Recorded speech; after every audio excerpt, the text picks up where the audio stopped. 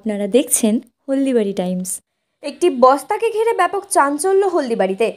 রবিবার বিকেল নাগাদ ঘটনাটি ঘটে হলদিবাড়ি ব্লকের উত্তর বড় হলদিবাড়ি গ্রাম পঞ্চায়েতের অধীন পয়ামারি থেকে কাশিয়াবাড়ি যাওয়ার রাস্তার মাঝ বরাবর এলাকায়।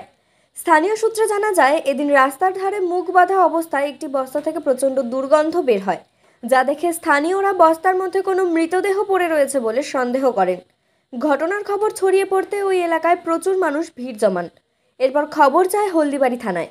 খবর পেয়ে ঘটনাস্থলে ছুটে আসেন হলদিবাড়ি থানার পুলিশ ও কেন্দ্রীয় বাহিনীর সদস্যরা। পরবর্তীতে বস্তার মুখ খুলে দেখা যায় বস্তার ভেতরে মৃত একটি বড় কুকুর। হাঁপ ছেড়ে বাঁচেন পুলিশ ও স্থানীয়রা।